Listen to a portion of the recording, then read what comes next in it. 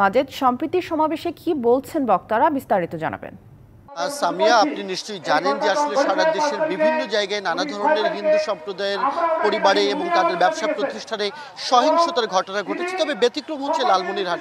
এই সরকার, বিশেষ করে আওয়ামী লীগ সরকার পতনের পর এবং সাবেক প্রধানমন্ত্রী শেখ হাসিনা পদত্যাগ করে দেশ ছাড়ার পরে কিন্তু লালমনিরহাটে এখন পর্যন্ত কোথাও কোনো সহিংসতার ঘটনা বা হিন্দু সম্প্রদায়ের বাড়িতে কোনো আতঙ্ক সৃষ্টি করা হয়নি। সেই কারণেই কিন্তু এই সম্প্রদায়ের মানুষ যারা, তারা আজকে আনন্দ উল্লাসে তারা সম্প্রীতি সমাবেশ করছে। আমরা এখানকার একজনের সাথে কথা বলতে চাই, যিনি হিন্দু, বৌদ্ধ, খ্রিস্টান ঐক্য কল্যাণ ফ্রন্টের যিনি সভাপতি রয়েছেন, তার সাথেই আমরা একটু কথা বলে জানতে চাই এই সম্প্রীতি সমাবেশের মূল উদ্দেশ্য কি বার্তা দিচ্ছেন এখান থেকে।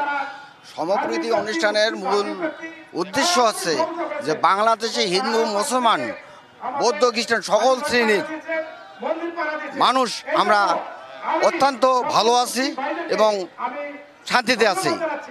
দীর্ঘ 16 বৎসর এই স্বৈরাচারী শেখ হাসিনার পতনের পর কিছু অপ্রীতিকর ঘটনা ঘটেছে, কিন্তু এগুলো দীর্ঘদিনের পঞ্জীভূত সাধারণ জনতার লাঞ্ছিত গঞ্জনা হামলা মামলার ফল। লালমনিরহাটে এমন কিছু কি হয়েছে এই সরকার পতনের পর? না, এখানে কিছু হয়নি। অনেক ধন্যবাদ সামিয়া। আসলে আপনি নিশ্চয়ই জানেন যে গেল 9 আগস্ট লালমনিরহাটের হাতিবান্ধার সীমান্তে আমরা দেখেছিলাম যে সেখানে কিন্তু বেশ কিছু কাঁটাতারের বেড়ার পাশে হিন্দু সম্প্রদায়ের মানুষজন সেখানে জড়ো হয়েছিলেন এবং আমরা যে বিষয়টি জানতে পেরেছি যে ভারতীয় গণমাধ্যমের বরাত দিয়ে সেখানকার আওয়ামী লীগ নেতা লিয়াকত হোসেন বাচ্চু তিনি একটি প্রোপাগান্ডা ছড়ান যে হিন্দু সম্প্রদায়ের লোকজন কাঁটাতারের বেড়ার পাশে আসবে এবং যারা নির্যাতনের শিকার হচ্ছে তারা আসলে দেশ ত্যাগ করতে পারবে, কাঁটাতারের বেড়া খুলে দেওয়া হবে।